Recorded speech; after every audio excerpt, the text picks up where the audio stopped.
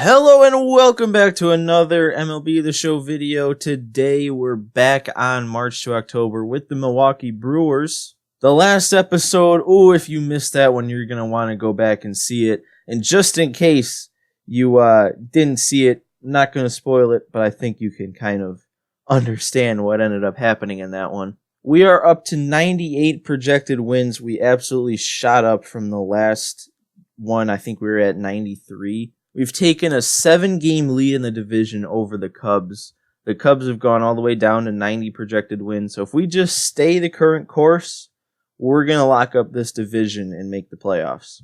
Now, this next moment is going to be against the Atlanta Braves. We're going to be starting with a 2-1 deficit in the top of the 6th. So it's going to be a little bit longer of a moment, but hopefully we can come back and win. But before we get started, I wanted to point out a couple of things in terms of our season statistics. The first one is just how good the starting rotation has been. I mean, you can tell by just the records right there. We've got 12-2, 11-3, 10-7, 10-6. I mean, the only person who's not having a good year is Chacin, but all these other guys, I mean, look at this. He's got 115 strikeouts with a 2.88 ERA. He's got 107 with a 3.65. He's got a 2.35 ERA with 110 strikeouts. And he's got 134 with a 3.36 ERA. These four guys in my starting rotation are absolutely locking it down. And they're a big reason, I think, why I have as many wins as I do. And the other thing I wanted to point out was Ryan Braun. He's going on. He's having a major career resurgence here. Only an 81 overall, but he's actually a 77. He's really happy, and I don't blame him. But the numbers he's putting up are honestly on pace to probably even be better than his MVP season. Ryan Braun won the MVP in 2011, and just look at his 2019 stats on the top. I don't have him highlighted right there, but he's batting .333, 24 homers, 70 RBIs. We're just over halfway through the season, maybe like 12 games past halfway.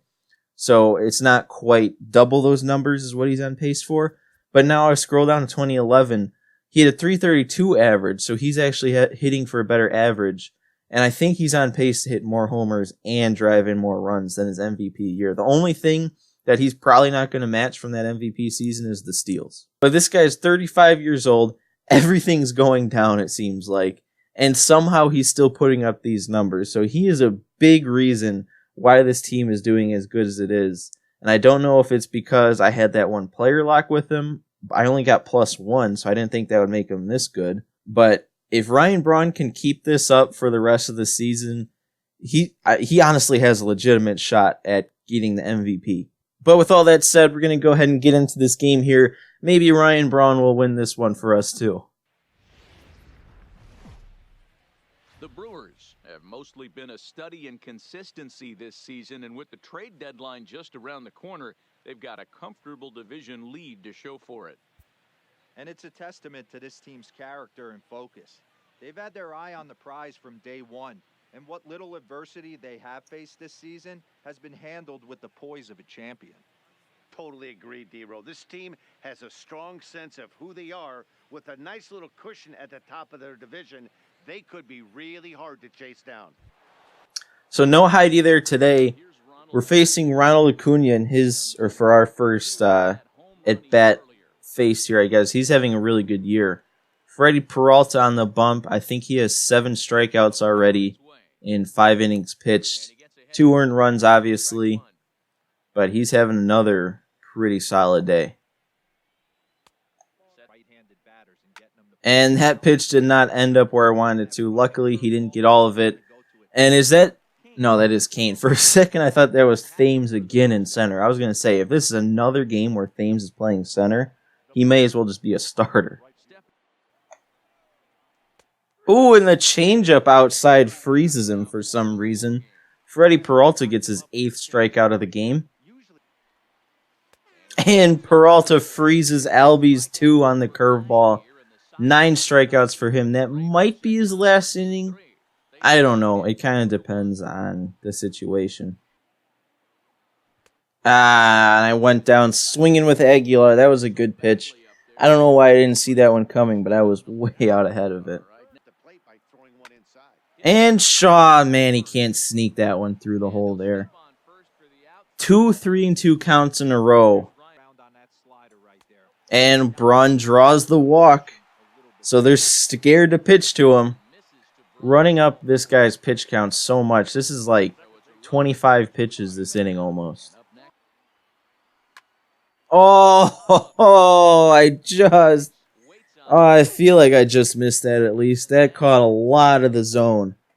Oh, I probably should have hit that one better.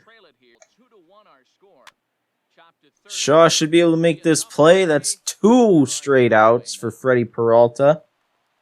Hopefully he can get out of this inning and not make me regret leaving him in. Well, they're leaving their pitcher in. So hopefully this should be an easy out. And we get the pitcher down swinging. I think that's Peralta's 10th strikeout of the game. That's definitely going to be it for him, though. So 7 strong innings out of Peralta. 10 strikeouts and only 2 runs given up. We gotta come back in this one. We gotta give him some run support. He deserves the win. Grandal gives that one a bit of a ride. I don't think... Yeah, it's not going to go anywhere. Orlando Arcia stepping up to the plate. His average is up over 300 now. If I would have gotten a hit with Grandal, he would have been over 300 also. Got a lot of solid batting average on this team. And there's ball 4. So Arcia is going to get on with a walk. Pitcher spot coming up. I think I know who I'm going to pinch hit with. Eric Thames is going to pinch hit for Freddie Peralta here. And if you've been watching this series, you know how good I've been with Eric Thames, especially against righties. That pitch froze me. I guess I was a little overconfident with Thames. Man, I wanted him to get a hold of something. I wanted him to at least get a good pitch to hit. He got a bad jump. But he's still going to catch it. Off the bat, he got a bad jump. I thought maybe it'd get over his head, but it was a good hit. Even though he's got a couple lefties up this inning, I'm going to bring in Jacob Barnes.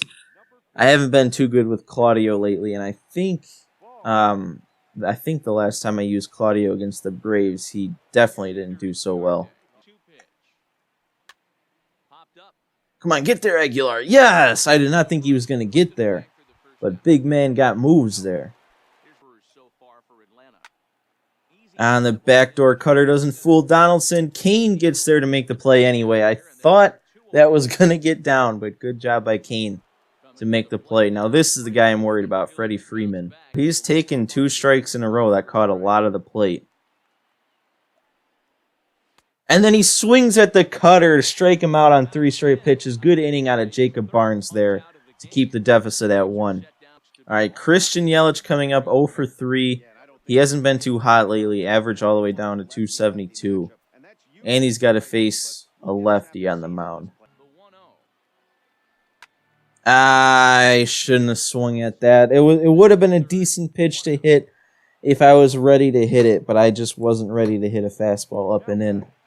I feel like I just have not been good with Yelich in this March to October. And Shaw is going to be popping out to the second baseman out there in the outfield. Oh, 1-2-3 inning. That's not good. We got to keep the deficit at just 1, though. We got to give ourselves a chance. I don't know what language I was trying to speak there. No. All right, it's staying in at least.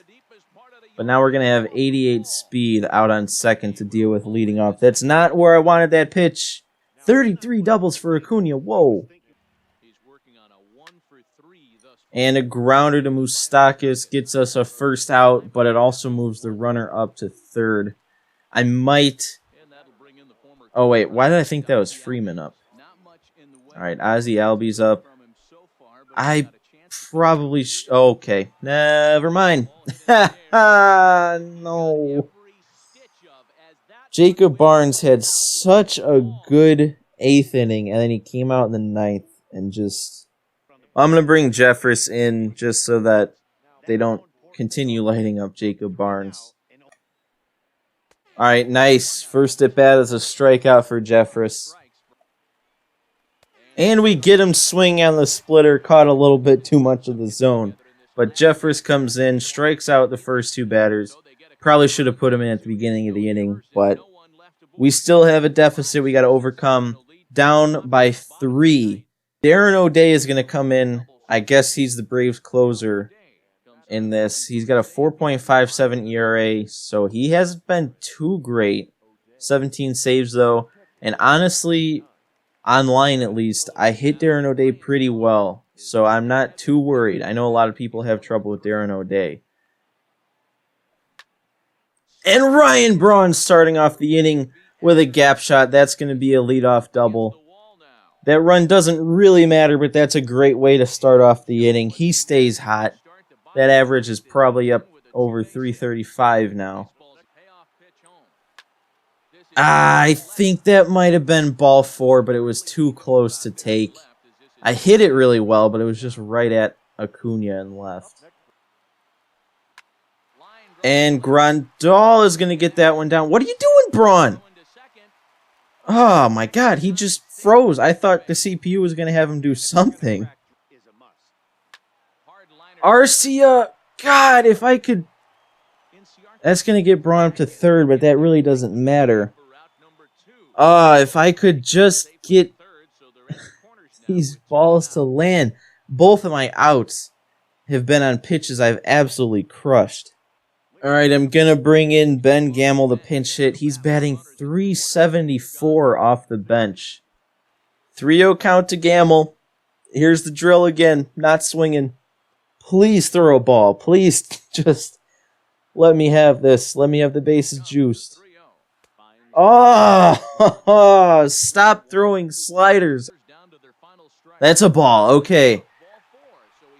That's the tying run on first. Lorenzo Cain coming up to the plate with the bases juiced. Just get a single, Cain. That's all I want out of you.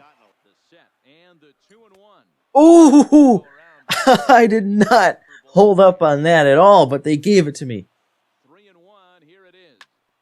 Oh, that one almost got down the line.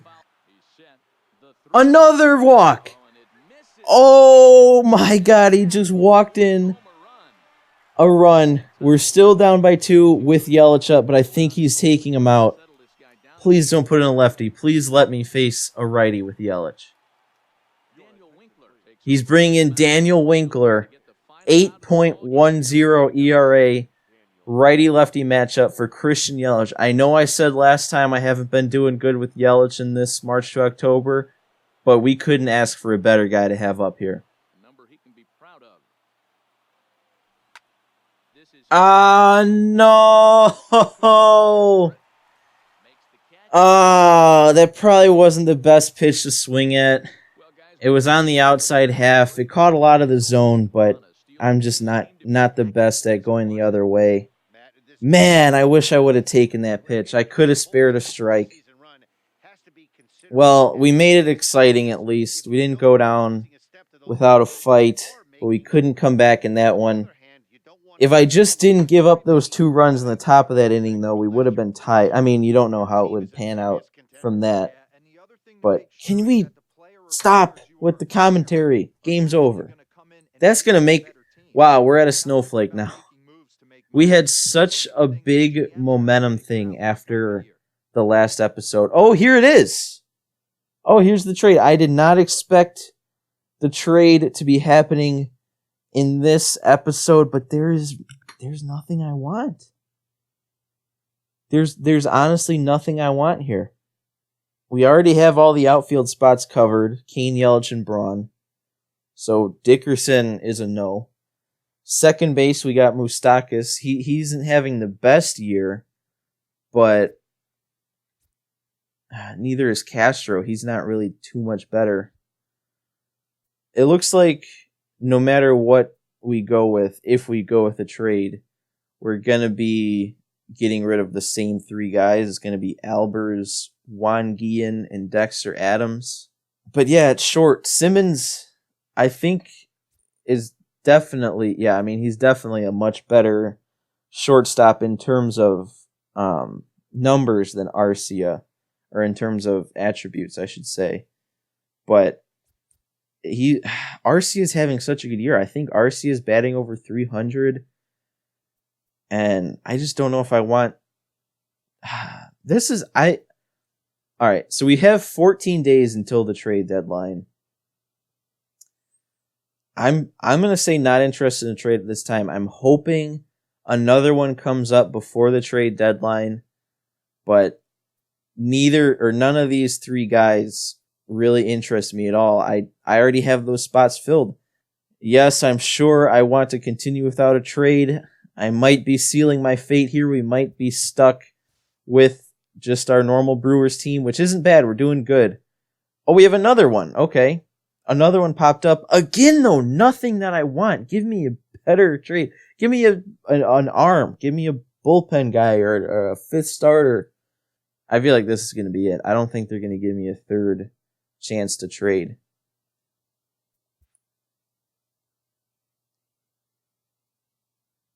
What's this? Another key moment? All right, don't get swept by a division rival. We're really hitting a wall here after that loss. I really wish I didn't drop that game there, but at least the Cubs seem to be doing pretty bad too, because we actually gained another half game over them over the course of that simulation.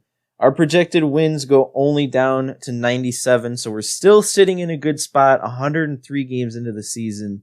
I think that's going to do it for this episode because we have another long moment after this one. If you like this video, make sure to hit the like button. If you want to see all the rest of this March to October, make sure you subscribe so you don't miss another episode. But that is it for this episode of March to October, and I will see you in the next one.